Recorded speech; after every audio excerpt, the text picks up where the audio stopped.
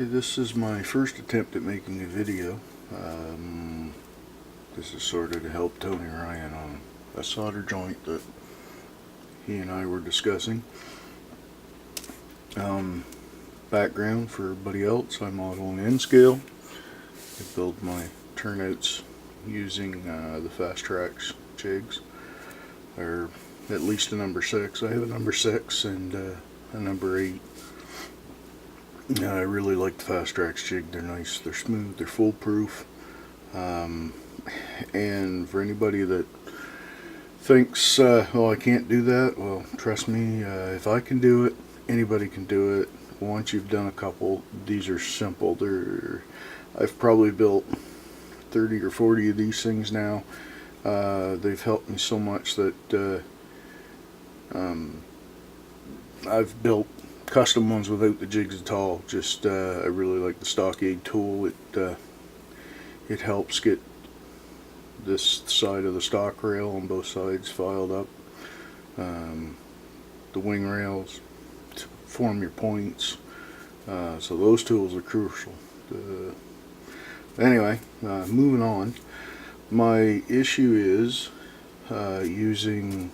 I use a combination between the Bullfrogs from Fast Tracks and the Moles from Proto.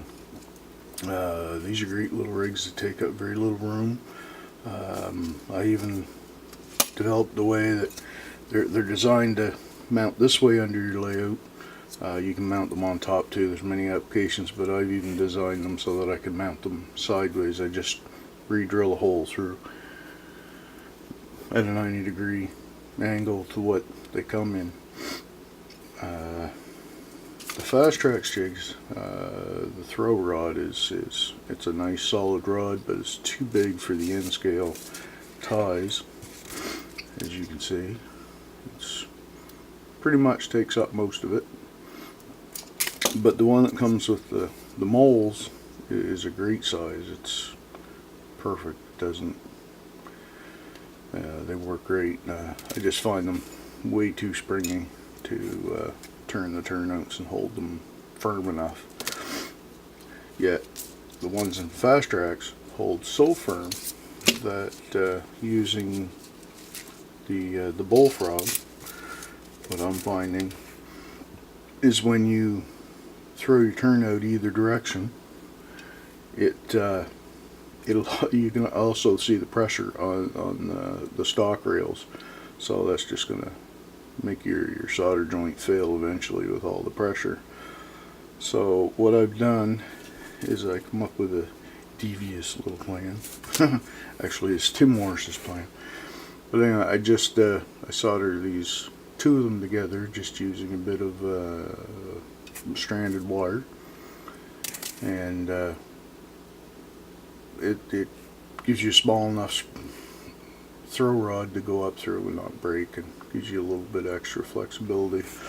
I use a little extra because these little buggers are hard to get into your throw rods from underneath. So once you get them up through the turnout from the top, I take my heat sink, clip it on there. At least it holds it from not falling back through while you're working underneath. I think that's good for the background, I guess.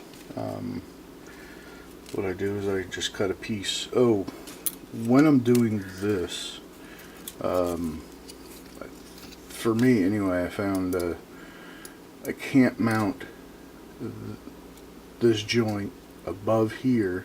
I mount it below. It gives me the extra spring that I need, so there's not too much pressure on the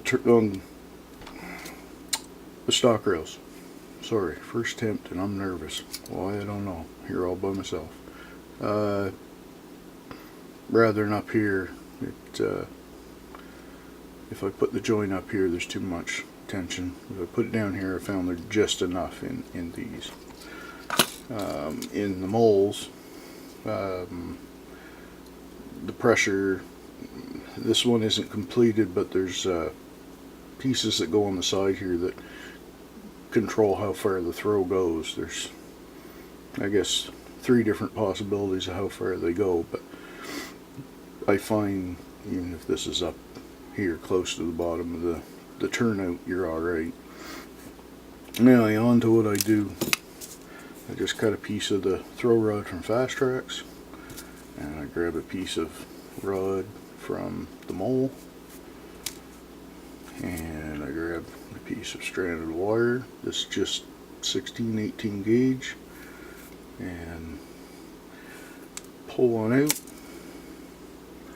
I'm hoping everybody can see this. I grab the 2 pieces of throw rod. Try zooming in and see if this will help any better. I take this wire down in between and give it one wrap, just so it's going to hold it.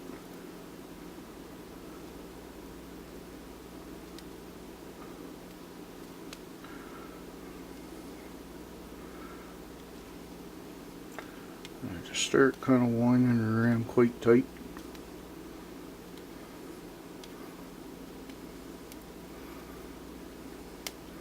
Get really blurry,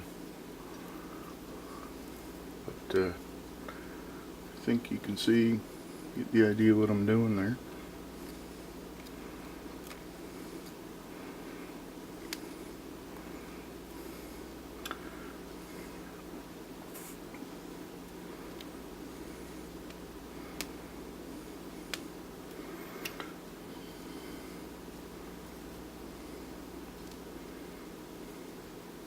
Right now I'm kind of rolling the throw rod.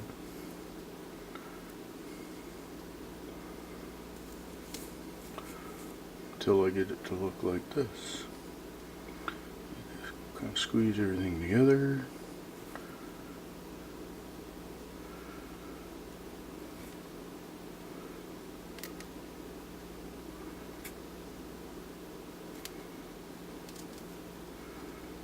Like that. I take some rosin flux. Good. Some rosin flux.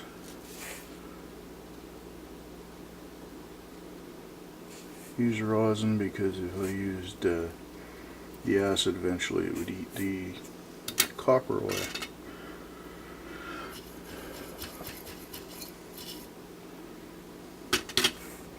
Now hopefully my soldering iron is warm enough to do this.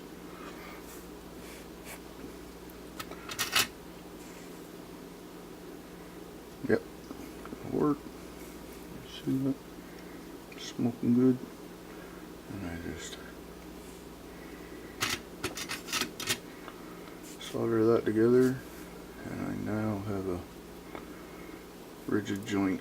So I can, once I have this up through the underneath side, it'll stick out there a good ways, but I clip this onto it, and gives me room to work without having to worry about it falling out. So Tony, that's how I do it anyway. I'm sure there's other methods, but anyway, that's my first attempt at a video. I sure hope this turns out.